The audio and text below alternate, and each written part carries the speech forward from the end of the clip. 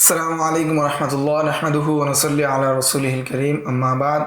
এই দর্সে আমরা 351 নম্বর কায়দা থেকে আমরা আলোচনা করব। 351 নম্বর কায়দা হচ্ছে মান ইলতাযামা শাইআন ওয়া লাহু শারতুন লিনুফুজি।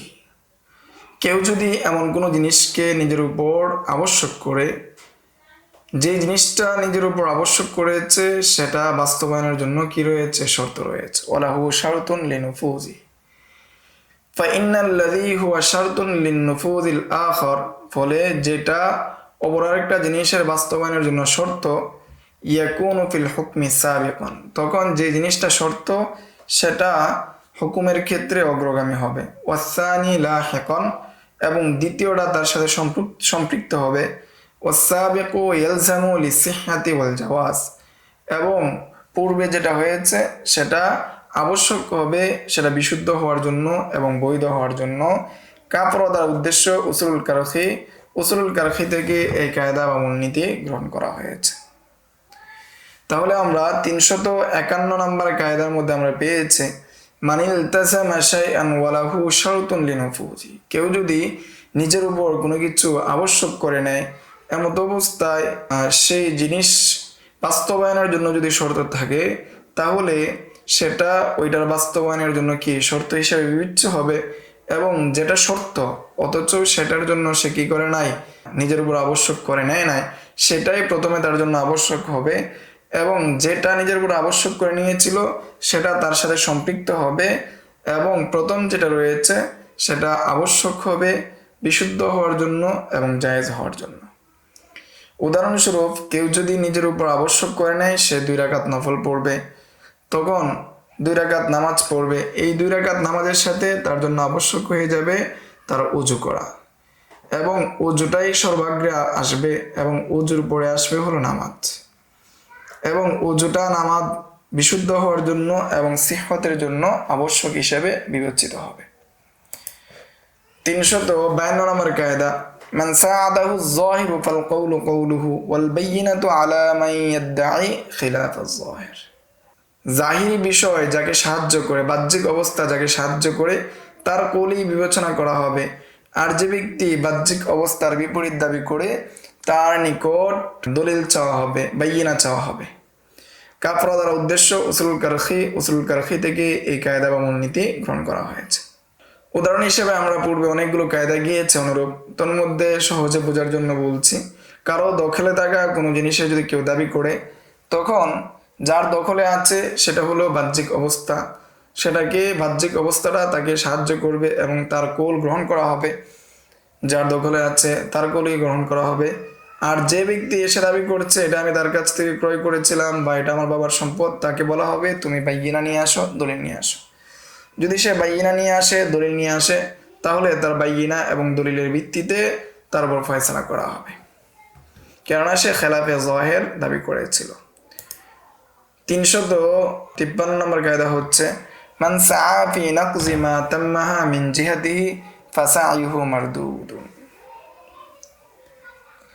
যে জিনিসটা যার পক্ষ থেকে সম্পূর্ণ হয়েছে, সে যদি চেষ্টা করে সেটাকে বাতিল করার জন্য, নকশ করার জন্য, তাহলে তার চেষ্টাটা বাতিল বলে গণ্য হবে, তার চেষ্টা বিবেচ্য হবে না।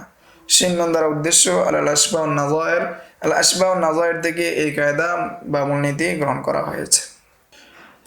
যে এর উদাহরণ হিসেবে বলা হয়েছে, কোনো ফজলি ব্যক্তি যদি কি করে কারো মাল বিক্রি করে ফেলে, এমত অবস্থায় মুশতারি সেটা ক্রয় করলো, পরবর্তীতে যদি মুশতারি যে ক্রয় করেছে, ক্রেতা, সে যদি প্রমাণ করতে চায় যে এই বাড়িটা ফাসেদ, কেন? এই জন্য কেননা সে কি করেছে, এই যে ব্যক্তি বিক্রি করেছে সে মালিকের অনুমতি ব্যতীত বিক্রি করেছে, এটা যদি সে প্রমাণ করতে চায়, তাহলে তার এই চেষ্টা মারদুদ বলে গণ্য হবে, এই চেষ্টা গ্রহণ করা হবে না।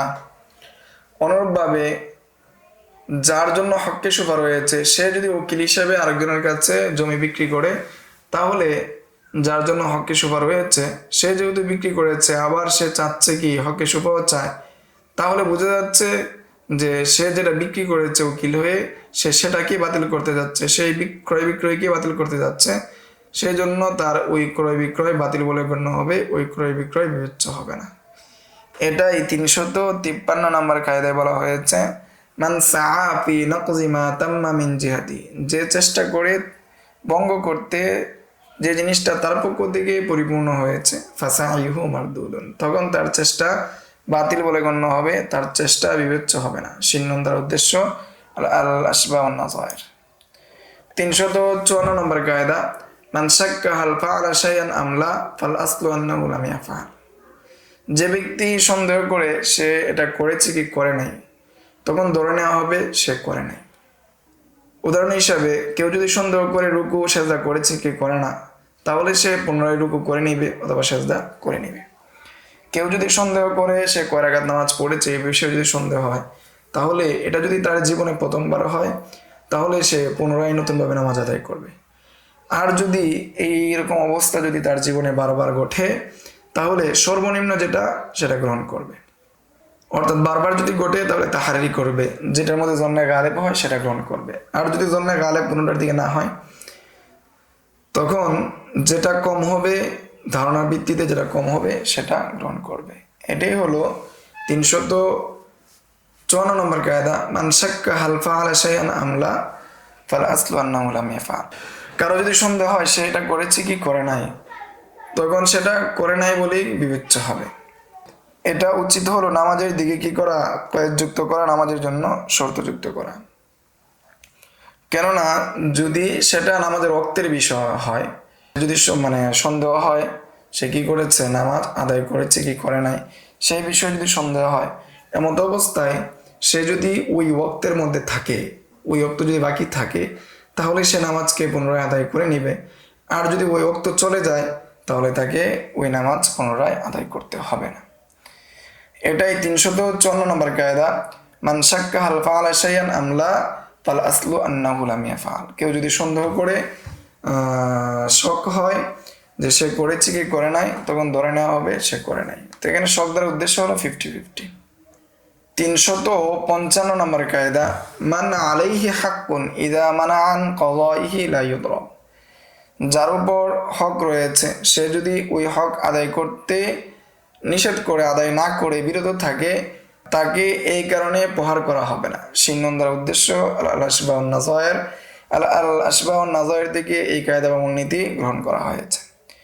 এই জন্য ফুকায়ে কেরামগণ বলেন যে মাদিয়ুন যারা রয়েছে, সে যদি তার ঋণকে আদায় করতে না চায়, না করে, তখন তাকে প্রহার করা হবে না, বরং তাকে বন্দি করা হবে। 3টা ইস্তিসনা মাসলা রয়েছে। কেউ যদি তার আত্মীয়র হক যদি সে আদায় না করে, অর্থাৎ তার ছেলে সন্তানকে সে যদি তার নফকা না দেয়, অথবা তার স্ত্রীদেরকে যদি নফকা না দেয়, সেই ক্ষেত্র ভিন্ন। এটাই হলো 355 নম্বর কায়দা, মানে আলাইহি হাক্কুন ইযা মানা আন কাযাইহি লা ইউরাবু, যার উপর হক রয়েছে সে যদি সেই হক আদায় করতে বিরত থাকে, তাহলে তাকে প্রহার করা হবে না। 356 নম্বর কায়দা হচ্ছে, মান কানা মাআহু মুযাক্কিরুন ওয়ালা দাঈ লাহু লাম ইয়াসকুত ওয়া ইন লাম ইয়াকুন লাহু মুযাক্কিরুন ফায়াসকুত, যাকে যে বিষয়ে স্মরণ করিয়ে দেওয়ার মতো কোনো বিষয় থাকে, সেই বিষয়টা তার জিম্মা থেকে সাকেত হবে না। আর যদি সেই ক্ষেত্রে স্মরণ করিয়ে দেওয়ার মতো কোনো বিষয় না থাকে, তাহলে সেটা তার জিম্মা থেকে সাকেত হয়ে যাবে। যেমন যে মুসল্লি যদি নামাজের মধ্যে খায়, এমন অবস্থায় সে যদি ভুলে খায়, তাহলে এটার মধ্যে তার স্মরণ করিয়ে দেওয়ার মতো বিষয় রয়েছে। সেটা হলো নামাজের রুকুন। সে যখন খেতে চাবে, তখন বিভিন্ন নামাজের অবস্থা পরিবর্তন হবে, রুকুনগুলো আসবে, সেটা তার মুযাক্কির হিসেবে গণ্য হবে। সেই জন্য নামাজের মধ্যে যদি সে খায়, নামাজ ভেঙে যাবে, সেটা আর বাকি থাকবে না। আর যদি কেউ যদি প্রথম তাশাহুদে, অর্থাৎ কয়দায় উলার মধ্যে সে যদি কয়দায় আখিরা মনে করে, অর্থাৎ প্রথম বৈঠককে যদি শেষ বৈঠক মনে করে সালাম ফিরিয়ে নেয়, তাহলে তার ভুলটাকে উযর হিসেবে গণ্য হবে। কেননা এখানে মুযাক্কির নাই, কেননা এখানে 2 বৈঠক পরস্পর কাছাকাছি, এখানে ভুল করার সম্ভাবনা রয়েছে, মুযাক্কির নাই। সেই জন্য সে যদি আবার দাঁড়িয়ে যায় এবং দাঁড়িয়ে যায়, তাহলে কি নামাজ পরিপূর্ণ হয়ে যায়। এটাই 356 নম্বর কায়দায় বলা হয়েছে, মান কানা মাআহু মুযাক্কিরুন ওয়ালা দাঈ লাহু লাম ইয়াসকুত ওয়াইন লাম ইয়াকুন মুযাক্কিরুন ফায়াসকুত। আচ্ছা, শিন্নন দ্বারা উদ্দেশ্য আল আশবাহ ওয়ান নাযায়ের। 357 নম্বর কায়দা মান মালাকাল ইনশা মালাকাল ইখবার, শিন্নন দ্বারা উদ্দেশ্য আল আশবাহ ওয়ান নাযায়ের। যে ব্যক্তি ইনশা করতে সক্ষম, ইনশার মালিকানা রাখে, ইনশার অধিকার রাখে, সে ইখবারের কি রাখে, মালিকানা রাখে। উদাহরণ হিসেবে বলা হচ্ছে, যদি তালাকপ্রাপ্তা স্ত্রীর ক্ষেত্রে স্বামী বলে আমি তোমাকে কি করেছি, গতকাল রজাআত করেছি, এমন অবস্থায় স্ত্রী যদি তাকে সত্যায়ন করে তাহলে তার রজাআত সাব্যস্ত হয়ে যাবে। চাই সেই রজাআতটা, স্বীকারোক্তিটা কিসের পরে হোক, ইদ্যত শেষ হওয়ার পরে হোক অথবা ইদ্যতের সময়ই হোক। আর যদি স্ত্রী অস্বীকার করে, মিথ্যা প্রতিপন্ন করে, এখানে হলো মূল কায়দা, তখন ইদ্যতের মধ্যে হলে স্বামীর পক্ষ থেকে রজাআত গণ্য হবে। কেননা সে যদি রজাআত নাও করে থাকে, তো রজাআত করেছে এটা হলো সংবাদ। এখন যদি সে রজাআত নাও করে থাকে, এখন যেহেতু ইদ্যতের সময়ের ভিতরে সে বলতেছে আমি রজাআত করেছি, তখন সেটা ইনশা হিসেবে গণ্য হবে। এখন তার পক্ষ থেকে রজাআত হিসেবে গণ্য হবে, তার স্ত্রীকে ফিরিয়ে নেওয়া হিসেবে গণ্য হবে। আর যদি ইদ্যতের পরে হয় আর স্ত্রী অস্বীকার করে, তাহলে সেটা রজাআত হিসেবে বিবেচ্য হবে না। এটাই 357 নম্বর কায়দা মান মালাকাল ইনশা মালাকাল ইখবার, যে ব্যক্তি ইনশার মালিক সে ইখবারের কি মালিক। 358 নম্বর কায়দা মান মালাকাত তানজিজ মালাকাত তালিক, যে ব্যক্তি কোনো বিষয় বাস্তবায়ন করতে সক্ষম সে ব্যক্তি সেটাকে তালিক করতে সক্ষম। উদাহরণ হিসেবে বলা হয়েছে, কেউ যদি কাউকে উকিল বানায় তালাক দেওয়ার জন্য, আচ্ছা এখন তালাক দেওয়ার জন্য উকিল বানিয়েছে যে তুমি কি আমার স্ত্রীকে তালাক দাও, এমত অবস্থায় সে সেটাকে বাস্তবায়ন করতে সক্ষম না। তাকে যতটুকু অধিকার দেওয়া হয়েছে ততটুকুই সে কি করতে পারবে, প্রয়োগ করতে পারবে। এই হিসাবে সেটাকে শর্তের সাথে যুক্ত করতে পারবে না। আর যদি স্বামী তো তালাক দেওয়ার অধিকার রাখে, যেহেতু স্বামী তালাক প্রয়োগ করার অধিকার রাখে, সেই হিসেবে স্বামী যদি সেটাকে তালিক করে কোনো কিছুর সাথে যুক্ত করে, তাহলে সেই যুক্ত করা সহি হিসাবে গণ্য হবে। আচ্ছা, এটি হলো 358 নম্বর কায়দা মান মালাকাত তানজিজ মালাকাত তালিক, কেউ যদি তানজিজের মালিক হয় তাহলে সে তালিকেরও মালিক হয়। 359 নম্বর কায়দা মান মালাকা শাইআন মালাকা মা হুয়া মিন যুরুরাতিহি, যে ব্যক্তি কোনো জিনিসের মালিক হয় সে ব্যক্তি ওই জিনিসের অন্তর্গত যে বিষয়গুলো রয়েছে সব কিছুর সমন্বয়ে সে মালিক হবে, সব কিছুর মাধ্যমেই সে মালিক হবে। মিম জিম দ্বারা উদ্দেশ্য মাজাল্লাতুল আহকামিল আদলিয়া, মাজাল্লাতুল আহকামিল আদলিয়া থেকে এই কায়দা এবং মূলনীতি গ্রহণ করা হয়েছে। কেউ যদি গড় ক্রয় করে তাহলে ওই গড়ে পৌঁছার যে রাস্তা রয়েছে সে রাস্তারও মালিক হবে। অনুরূপভাবে কেউ যদি তালা ক্রয় করে তালার যে চাবি সেই চাবির মালিক হবে। অনুরূপভাবে কেউ যদি গাভীর মালিক হয়, গাভীর দুধ দোহনের কি হবে, মালিক হবে, যদিও সেটা তার উল্লেখ না করা হয়। সেটাই 359 নম্বর কায়দা মান মালাকা শাইআন মালাকা মা হুয়া মিন যুরুরিয়াতিহি, যে কেউ যদি কোনো বিষয়ের মালিক হয় তাহলে ওই জিনিসের জরুরিয়াত যেগুলো রয়েছে, আবশ্যকীয় যে জিনিসগুলো রয়েছে সেগুলোরও সে মালিক হয়ে যাবে। 307 নম্বর কায়দা মান ও মা ইয়াহতামিলানে আল উমুম ওয়াল খুসুস ওয়া আসলুহুমা আল উমুম ওরাদার উদ্দেশ্য মানারুল উসুল। মান এবং মা দুটোটাই আম এবং খাস উভয়টা হওয়ার সম্ভাবনা রাখে, তবে তার আসল হলো উমুম হওয়া, আম হওয়া। ফলে যদি কেউ কারো দাসীকে বলে, তার স্ত্রীকে বলে মা ফি বাতনিকা গুলামান ফাআনতি হুররাতুন, যে বাদীকে বলল তোমার পেটে যদি ছেলে সন্তান হয় তাহলে তুমি স্বাধীন, মা শব্দ দ্বারা বলল।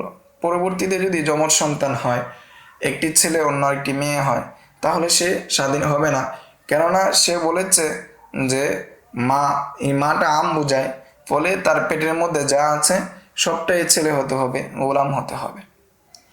এটাই 307 নম্বর কায়দা, যে মা এবং মান দুটোটাই কি আম এবং খাস হওয়ার সম্ভাবনা রাখে এবং তার আসল হলো অমুম, স্বাভাবিকভাবে আম হিসেবে বিবেচনা হবে, তবে যদি করিনা থাকে তাহলে খাস হিসেবে বিবেচনা করা হবে।